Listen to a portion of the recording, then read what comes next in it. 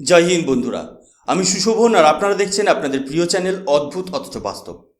আজ আমরা এমন একটা সময়ে দাঁড়িয়ে আছি যখন ঠিক আমাদের পাশের বাড়িটা জ্বলছে, কিন্তু এই আগুনটা কি শুধু এই বাড়ির ভেতরের ঝগড়া, নাকি বাইরের কেউ পেট্রোল ঢালছে যাতে এই আগুনের আঁচ ভারত পর্যন্ত পৌঁছায়?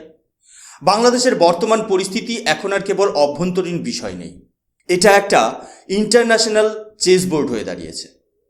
আজ আমরা কোনো ভাষা খবর নিয়ে কথা বলবো না। আজ আমরা কাটাছেড়া করব পর্দার আড়ালে চলা সেই ডার্টি গেম নিয়ে, যেখানে একদিকে আছে ভারতের ন্যাশনাল সিকিউরিটি আর অন্যদিকে আছে পাক, চীন, আমেরিকার এক অদ্ভুত আঁতাত। প্রথমে আসা যাক আমাদের সেনাপ্রধান জেনারেল উপেন্দ্র দ্বিবেদীর ফোন কলের প্রসঙ্গে। আপনারা হয়তো হেডলাইনে দেখেছেন যে তিনি বাংলাদেশের সেনাপ্রধান ওয়াকারুজ্জামানের সাথে কথা বলেছেন। কিন্তু কি কথা হয়েছে? শুধুই কি সৌজন্য? একদম নয়। সাউথ ব্লকের অল ইন্ডিয়া কান পাতলে শোনা যাচ্ছে ভারত এখন আর রিকোয়েস্ট করার মুডে নেই, ভারত এখন ডিম্যান্ড করছে।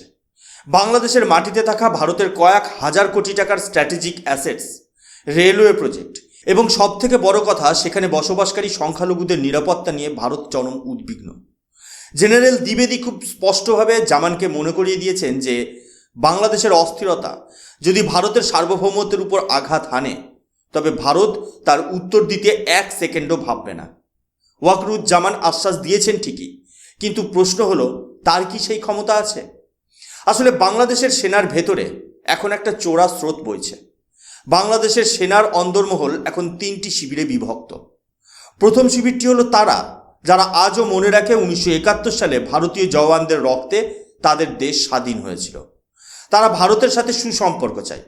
কিন্তু দ্বিতীয় শিবিরটি হলো চীনপন্থী, যারা বেজিংয়ের টাকায় পুষ্ট। আর সবচেয়ে ভয়ঙ্কর হলো তৃতীয় শিবিরটি, যারা সরাসরি জামাত ইসলামী এবং মৌলবাদী আদর্শে বিশ্বাসী। এই অংশটিকে এখন মদত দিচ্ছে পাকিস্তানের আইএসআই এবং পর্দার আড়ালে থাকা মার্কিন গোয়েন্দা সংস্থা সিআইএ। ইউনূস সাহেবের অন্তর্বর্তী সরকার এখন কার্যত এই তৃতীয় শিবিরের হাতের পুতুল। এই শিবিরের লক্ষ্য একটাই, ভারতের উত্তর পূর্ব সীমান্ত অর্থাৎ চিকেন স্নেক করিডরকে অশান্ত করা। তারা চায় ভারতের শিলিগুড়ি করিডরকে ব্লক করে দিয়ে ভারতকে উত্তর পূর্ব দিক থেকে বিচ্ছিন্ন করতে। এটা একটা এক্সটেনশিয়াল থ্রেট, আর ভারত কোনোভাবেই সহ্য করবে না এটা। বন্ধুরা, একটা চাঞ্চল্যকর তথ্য আপনাদের দিই, যা হয়তো মূলধারার সংবাদ মাধ্যম এড়িয়ে গেছে। গত 1.5-2 মাসে ভারতের মিলিটারি ইন্টেলিজেন্সের অফিসাররা বাংলাদেশে গিয়েছিলেন। তারা লালমনিরহাট, ঠাকুরগাঁও এবং নীলফামারীর মতো গুরুত্বপূর্ণ মিলিটারি বেসগুলো পরিদর্শন করেছিলেন। কেন গিয়েছিলেন? কারণ ভারত জানতে পেরেছিল যে এই এলাকাগুলোতে জঙ্গি ডেরা তৈরি হচ্ছে। কিন্তু ট্র্যাজেডিটা দেখুন, ভারতীয় গোয়েন্দারা ফিরে আসার ঠিক কয়েক সপ্তাহ পরেই পাকিস্তানের আইএসআইয়ের একটি স্পেশাল টিম ঠিক সেই এলাকাগুলোতেই ভিজিট করেছে। এটা কিসের সংকেত? এর মানে হলো বাংলাদেশের গোয়েন্দা সংস্থা ডিজিএফআই এর ভেতরে এমন কিছু ঘুণ পোকা ঢুকেছে যারা ভারতের গোপন তথ্য পাকিস্তানের হাতে তুলে দিচ্ছে। এই ডাবল গেমটা ভারত ধরে ফেলেছে। আর ঠিক এই কারণেই আমাদের ন্যাশনাল সিকিউরিটি অ্যাডভাইজার অজিত দোভালজি ময়দানে নেমেছেন। অজিত দোভাল যখন বাংলাদেশের এনএসএ খলিলুর রহমানের সাথে মিটিং করেন, তখন তিনি টেবিলে ফাইল রেখে নির্দিষ্ট জিপিএস কোঅর্ডিনেট দিয়ে দেখিয়ে দিয়েছেন যে চট্টগ্রামের পাহাড়ে কোথায় কোথায় আইএসআইয়ের ক্যাম্প চলছে। দোভালজি পরিষ্কার ভাষায় হুঁশিয়ারি দিয়েছেন, হয় আপনারা ব্যবস্থা নিন, না হলে আমরা জানি কিভাবে সীমান্ত পার হয়ে এই বিষদাঁত ভাঙতে হয়। এই খলিলুর রহমান লোকটা কে জানেন? উনি একজন তথাকথিত ইকোনমিস্ট, যিনি দশকের পর দশক আমেরিকায় কাটিয়েছেন। তিনি আসলে সিআইএর ডিপ স্টেটের একজন অত্যন্ত বিশ্বস্ত গুটি। এই মিটিংয়ের ঠিক পরেই তিনি কাতার যান। কাতারে কেন গেলেন? সেখানে সিআইএর এজেন্টের সাথে তার কি গোপন বৈঠক ছিল? সেখানে কি শেখ হাসিনাকে চিরতরে রাজনীতি থেকে সরিয়ে দেওয়ার চুক্তি হয়েছে, নাকি ভারতের বিরুদ্ধে একটা দীর্ঘমেয়াদী প্রক্সি ওয়ার শুরু করার ব্লু প্রিন্ট তৈরি হয়েছে? এই প্রশ্নগুলোর উত্তর আমাদের জাতীয় নিরাপত্তার জন্য অত্যন্ত জরুরি। এবার একটু অন্যভাবে ভাবুন।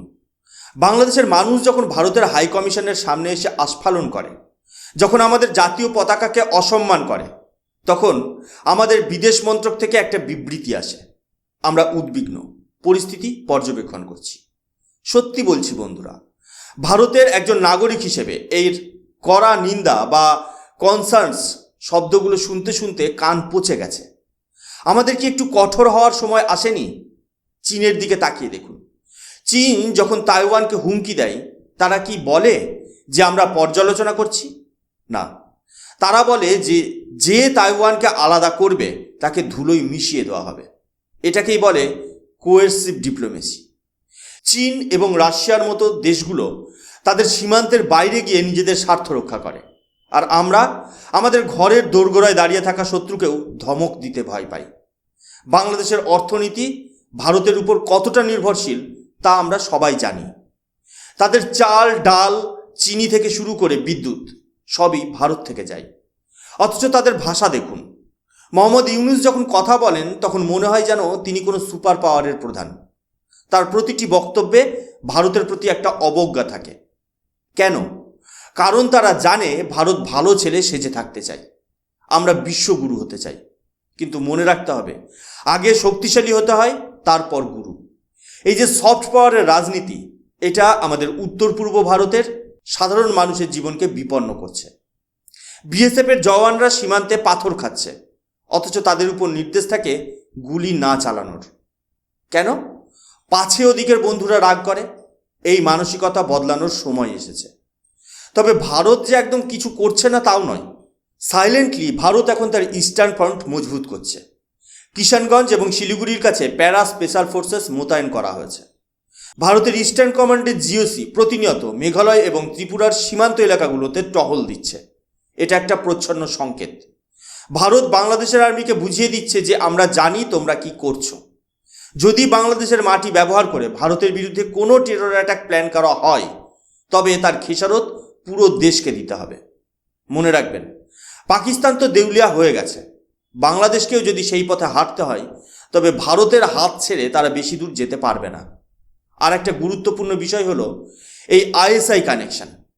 বাংলাদেশের বর্তমান অন্তর্বর্তী সরকার দাবি করে যে তারা ছাত্র আন্দোলনে সফল, কিন্তু সেই আন্দোলনের আড়ালে যে পাকিস্তানের আইএসআই এবং হিজবুত তাহরির মতো নিষিদ্ধ সংগঠনগুলো ঢুকে পড়েছিল, তা আজ দিনের আলোর মতো পরিষ্কার।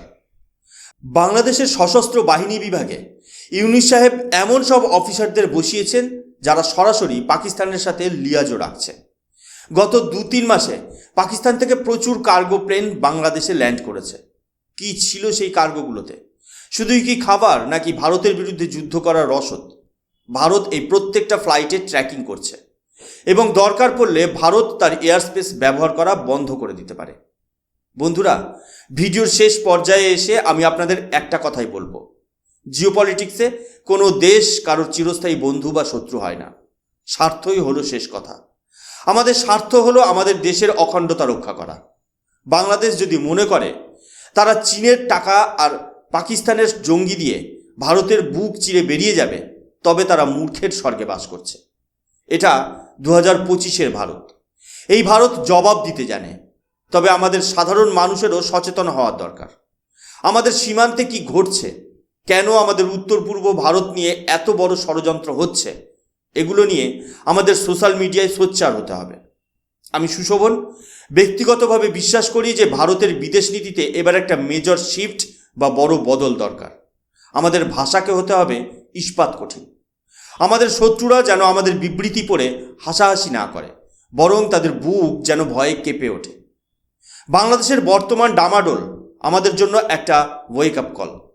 আমরা যদি এখন সতর্ক না হই, তবে আগামী দিনে আমাদের ঘরের ভেতরেই শত্রু ঢুকে পড়বে।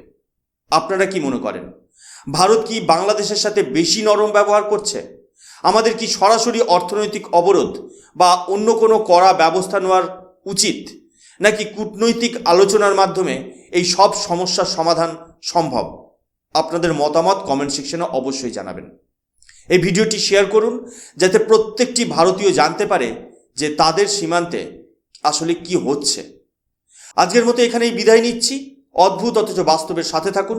আমরা এইভাবেই সত্য এবং বিশ্লেষণের মাধ্যমে গভীরভাবে আপনাদের সামনে তথ্য তুলে ধরব। মনে রাখবেন, দেশ আগে, বাকি সব পরে।